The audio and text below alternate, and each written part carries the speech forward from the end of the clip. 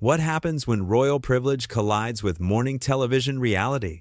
In just 33 seconds, one thoughtless comment would destroy years of carefully crafted public image and send shockwaves through an entire network. This is the untold story of the moment Prince Harry was escorted off the Good Morning America set, and the explosive confrontation that made it impossible for him to ever return. It started like any other Tuesday morning at the Good Morning America studios in Times Square. The makeup artists were finishing their work, carefully applying powder to guests' foreheads to prevent shine under the bright studio lights. The camera operators were checking their angles, making small adjustments to ensure every shot would be perfect.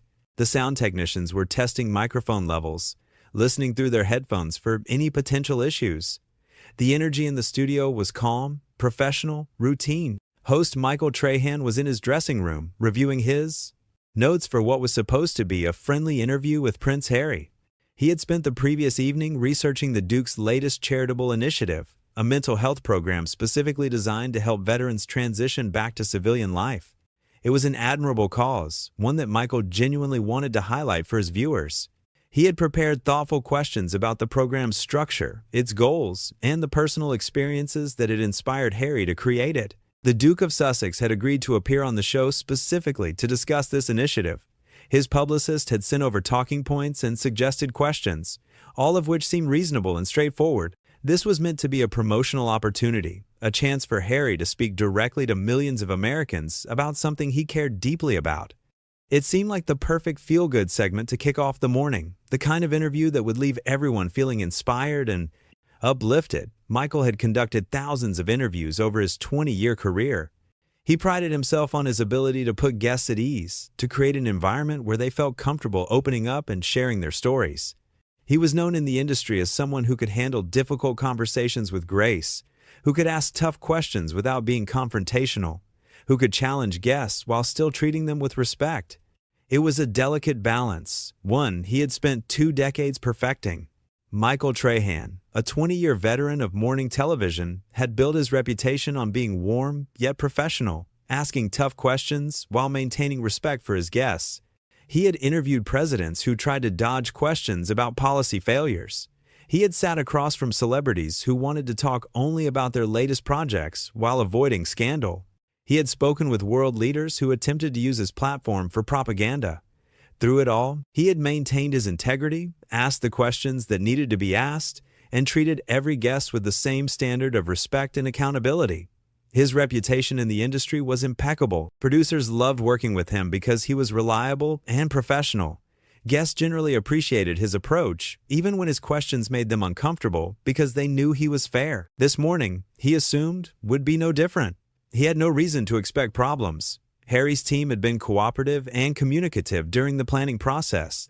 The prince himself was known for being passionate about his charitable work, and talking about causes close to his heart usually brought out the best in him. Michael finished his coffee, straightened his tie in the mirror, and headed toward the studio floor. When he walked onto the set, the atmosphere was pleasant and professional.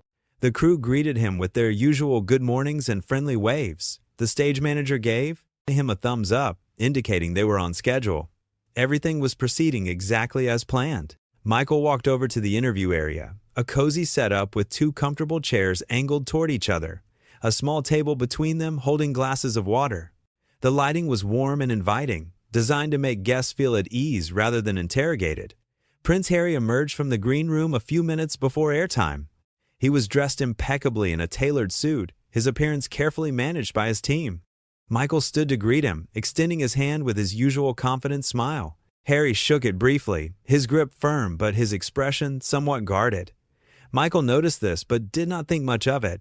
Many guests were nervous before going on live television. It was completely normal. He made a point of engaging in light conversation, trying to help Harry relax before the cameras started rolling.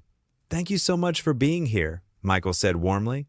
"We are really looking forward to hearing about your veterans program. It sounds like an incredible initiative." Harry nodded but said little in response. A makeup artist came over to do a final check, dabbing a bit more powder on his forehead.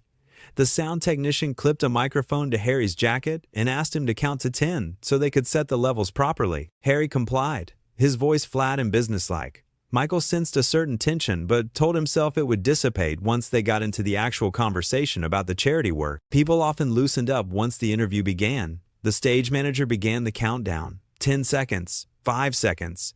The red light on the camera blinked on. They were live. Michael turned to face the camera with his practiced, welcoming smile and delivered his introduction smoothly. Welcome back to Good Morning America. I am thrilled to be joined this morning by Prince Harry, Duke of Sussex, who is here to talk about his latest charitable endeavor, a groundbreaking mental health program designed specifically for military veterans. Your Royal Highness, thank you for being with us today. Harry managed a polite smile for the camera. Michael proceeded with his first question, an easy one designed to let Harry tell his story and explain the motivation behind the program. Can you tell our viewers what inspired you to create this particular program? The first few minutes went smoothly enough. Harry spoke about his time in the military, about the connections he had formed with fellow service members, about witnessing firsthand the struggles that many veterans face when returning to civilian life.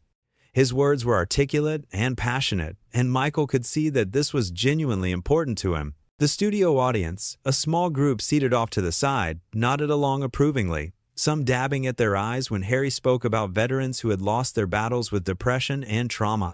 Michael asked about the specific services the program would offer. Harry explained that it would provide free counseling, peer support groups, and job placement assistance. He talked about the importance of addressing not just the psychological wounds of war, but also the practical challenges of reintegration. He spoke about dignity and respect and giving back to those who had given so much. It was exactly the kind of substantive, heartfelt discussion that Michael had hoped for. The producers in the control room were pleased. This was good television, meaningful content that would resonate with viewers. They were about 7 minutes into the interview when Michael decided it was time to ask the question that would change everything. It was not a gotcha question. It was not designed to embarrass or trap anyone. It was simply the kind of question that any responsible journalist would ask about any charitable organization seeking public support. He leaned forward slightly, his tone remaining warm and conversational, showing genuine interest rather than suspicion. So, Your Royal Highness, this program requires significant funding. Can you walk our viewers through where the money is coming from and how it will be allocated? It was a standard question, the kind any journalist would ask about a charitable initiative. But Harry's expression changed instantly. His smile vanished. His posture stiffened. He leaned back in his chair and looked at Michael with visible irritation. I think that is really none of your concern, Michael, Harry said, his voice taking on an edge that made everyone in the studio tense up. The people who need to know about the finances are already informed. I did not come here to be interrogated about money. Michael was taken aback but maintained his professional composure. He had dealt with defensive guests before. He tried to clarify. I apologize if that came across as an interrogation. I just thought our viewers, many of whom might want to donate or get involved, would appreciate transparency about how their contributions would be used. It is a fair question for any charitable organization. Harry's eyes narrowed dangerously. The shift in his demeanor was so sudden and dramatic that it caught everyone off guard. His jaw clenched, his shoulders tensed. The friendly, passionate advocate who had been speaking moments before seemed to evaporate, replaced by someone defensive and hostile. What happened next would be replayed countless times across social media and news networks, analyzed frame by media critics and body language experts. The prince leaned forward aggressively, pointing his finger directly at Michael in a gesture that was unmistakably threatening. His voice, when he spoke, was sharp enough to cut through the pleasant studio atmosphere like a knife. You know what your problem is, Michael? You sit here in your comfortable little studio day after day, making your comfortable little salary that pays for your comfortable little life. And you think you have the right to question people who are actually trying to make a real difference in the world. You think you can just demand answers from anyone who walks through that door. Do you have any idea what I have sacrificed? Do you have any concept of what it is like to give up literally everything, your entire life, your family, your country, for a cause you believe in? Of course you do not. You have never sacrificed anything. You just sit in that chair and judge people. The personal attack was stunning in its venom. The studio went completely silent. You could have heard a pin drop on the carpeted floor. Camera operators exchanged shocked glances with each other, their hands still on their equipment, but their attention riveted on the unfolding drama. The audience members sat frozen, unsure whether they should react or remain still. One woman in the third row had her hand over her mouth in surprise. The producers in the control room were frantically discussing whether to cut to commercial immediately or let this play out, their voices rising over each other in the cramped space. Michael, to his enormous credit, remained outwardly calm despite the shock of being attacked so personally and so publicly. His years of experience were evident in every aspect of his response. He did not raise his voice. He did not match Harry's aggression with his own. He did not allow himself to be baited into a shouting match. Instead, he took a deliberate breath, maintained eye contact with his guest, and spoke slowly and clearly, ensuring that every word was measured and professional. His voice remained steady, though those who knew him well might have detected a slight edge to it, a hint of steel beneath the velvet. I respect your dedication to this cause, and I am quite certain our viewers do too. Many of them are veterans themselves, or family members of veterans, and they appreciate anyone who works to support that community. But accountability and transparency are fundamentally important for any organization that is asking the public for their support and their hard-earned money. That is not a personal attack on you or your intentions. That is simply journalism. That is my job. That is what our viewers expect from us and what they deserve. Harry's face flushed red. He was no longer making any attempt to hide his anger. His voice rose, loud enough that it could probably be heard in the hallways outside the studio. Journalism? Is that what you call this? This is tabloid garbage. You are just like all the rest of them, trying to tear down anyone who dares to stand out, anyone who refuses to play by your ridiculous rules. I came here as a courtesy, and this is how you treat me? Michael maintained eye contact, refusing to be intimidated. His years of experience were showing. He knew that losing his cool would only make things worse. He took a breath and responded with remarkable restraint. I treat every guest with respect, and I ask every guest questions that our viewers want answered. If you feel that asking about financial transparency is disrespectful, then perhaps we have different definitions of respect. That response seemed to push Harry over the edge. He stood up abruptly, his chair scraping loudly against the studio floor. His microphone, still attached to his jacket, swung wildly. He jabbed his finger in Michael's direction again, his voice dripping with contempt. You want to talk about respect? You do not even know the meaning of the word. You are nothing but a puppet, reading whatever your producers tell you to say, asking whatever gotcha questions they feed you. You have never done anything meaningful in your life. You just sit here and judge people who are actually making a difference. The insult hung in the air. It was a deeply personal attack, completely uncalled for, and everyone in the studio knew it. Michael's jaw tightened slightly, the first sign that Harry's words had landed. But still, the veteran host did not lose his composure. He stood up slowly, matching Harry's stance, and when he spoke, his voice was firm but not aggressive. I have spent 2 decades in this chair asking important questions and giving people a platform to share their stories. I have never claimed to be anything more than a journalist doing my job. But I will not be spoken to like this. Not by you, not by anyone. If you cannot handle a basic question about financial transparency, then perhaps you are not ready for this kind of public initiative. Harry's face went from red to almost purple. His hands were trembling with rage. He turned away from Michael and looked directly into the camera, as if he wanted to address the viewers himself, bypassing the host entirely. You people need to understand something. I do not have to answer to anyone. Not to him, not to this network, not to any of you sitting at home judging me from your couches. I have given up more than you could possibly imagine. I have walked away from everything to live my truth, and I will not be lectured by some American television host who thinks he knows better than me.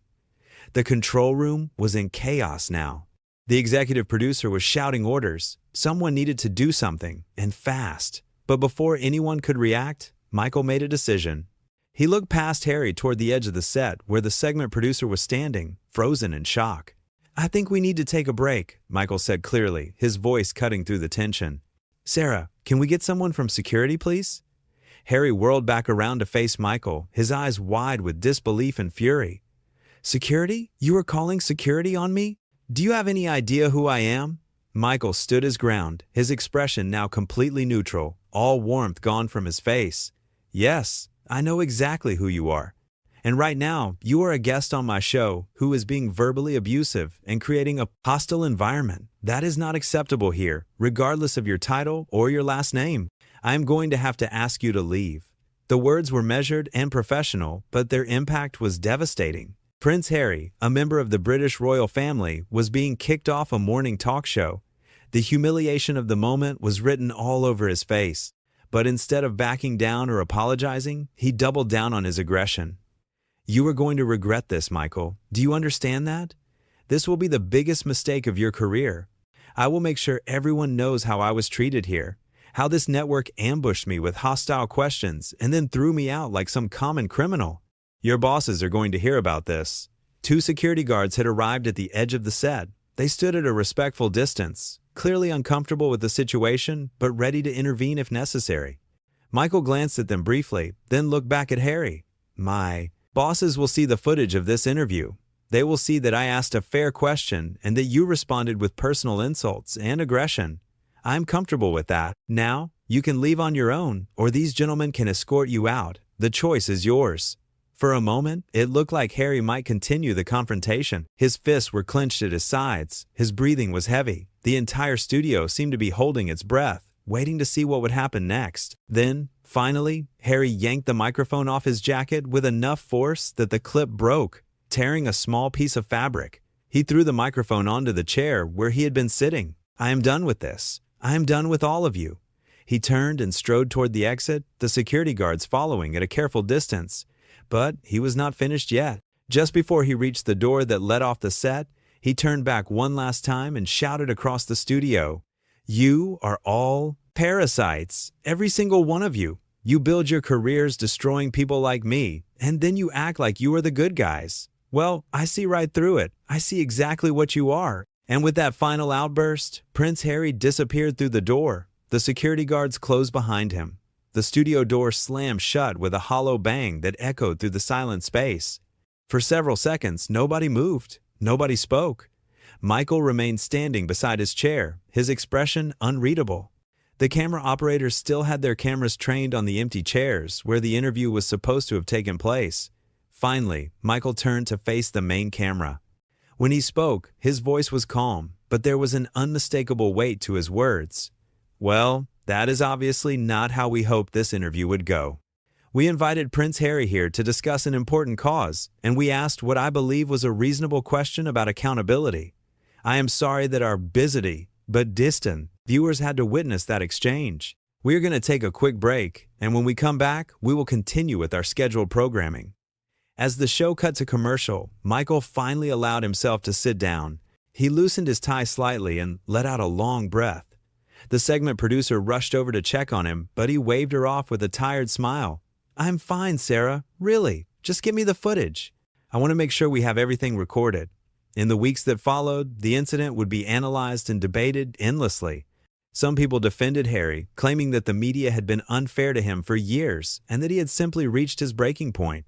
Others praised Michael for maintaining his professionalism in the face of such aggression and for refusing to be intimidated by royal status.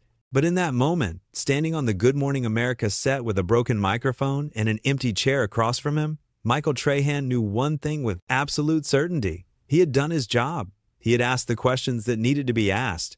He had stood his ground when challenged, and he had protected the integrity of his show and his crew. The cameras were still rolling, capturing every second of the aftermath.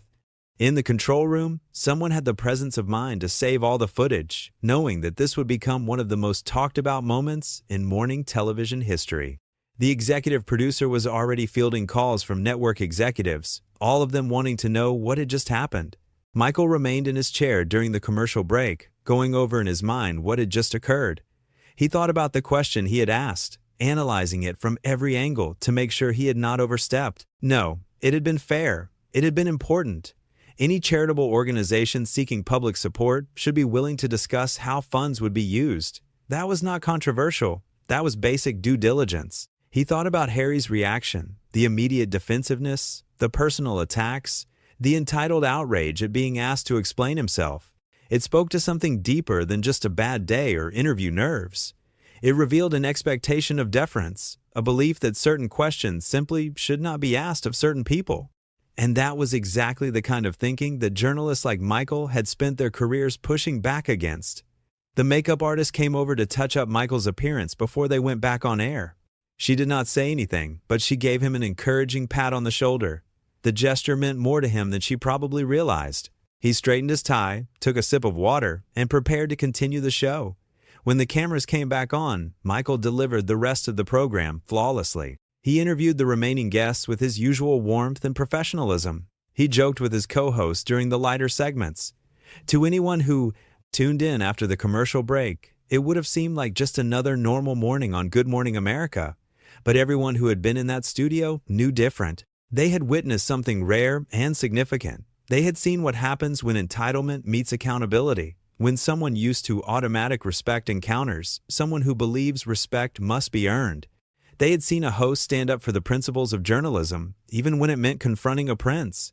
As Michael wrapped up the show and said goodbye to the viewers, he felt a strange sense of calm. He had not sought out conflict. He had not tried to create drama. He had simply done his job, asked his questions, and refused to back down when challenged. If that made him the villain in some people's eyes, so be it. He could live with that. The studio lights dimmed as the show ended. Crew members began breaking down the set for the next segment. Michael unbuttoned his jacket and rolled up his sleeves, finally allowing himself to relax. The segment producer approached him again, this time with a tablet showing social media reactions. They were already flooding in, thousands of comments and shares every minute. "You okay, Michael?" she asked, genuine concern in her voice. He nodded, managing a small smile. He looked around the studio, at the crew members who had stood by him during the confrontation, at the empty chair where Harry had been sitting just minutes before. "Yeah, Sarah, I am okay. Better than okay, actually, because we just proved something important. We proved that on this show, everyone gets asked the tough questions. It does not matter if you are a prince or a president or the person next door. If you come here, you come prepared to be held accountable. That is what journalism is supposed to be." Sarah smiled and squeezed his arm. She had worked with Michael for 7 years and had never been prouder of him than she was in that moment. The story would dominate headlines for days. Other networks would request copies of the footage. Media analysts would break down every word, every gesture, every moment of the confrontation. Some would criticize Michael for being too aggressive. Others would praise him for his integrity. The debate would rage on social media, in newspapers, on other television shows. But for Michael Strahan, the veteran host who had spent 20 years perfecting his craft, the conclusion was simple. He had asked a question, a fair question, a necessary question. And when he had been attacked for it, he had stood his ground. He had not apologized for doing his job. He had not cowered in the face of royal anger.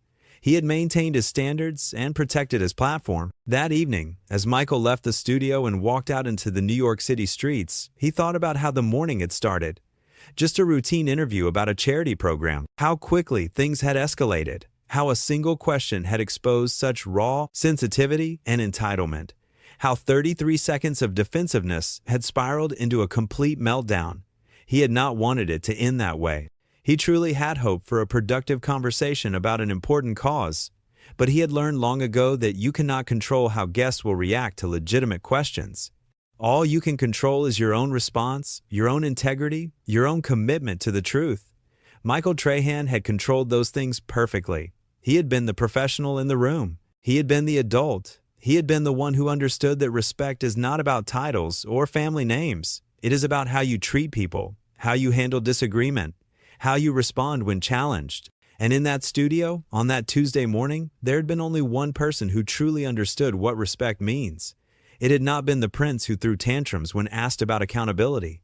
It had been the host who asked the tough questions and refused to be intimidated. The broken microphone would be repaired. The chair would be sat in by other guests. The show would go on, as it always did. But the message had been sent, clear and unambiguous. Good Morning America was a place where everyone, no matter who they were, would be held to the same standard. Questions would be asked. Accountability would be expected. Tantrums would not be tolerated. Michael walked toward the subway station, blending into the crowd of New Yorkers going about their evening. Tomorrow he would be back in that chair, interviewing new guests, asking new questions, doing the job he loved. And he would do it with the same integrity and professionalism he had shown that morning, because that was who Michael Strahan was. That was what Good Morning America represented, and no amount of royal fury or entitled outrage would ever change that. The show had standards, the host had principles, and when those principles were tested, they had held firm. In the end, that was all that mattered. Not the drama, not the headlines, not the social media firestorm. What mattered was that when it counted, when it was difficult, when it would have been easier to back down, Michael Strahan had done the right thing. He had been the good guy in a situation that demanded nothing less.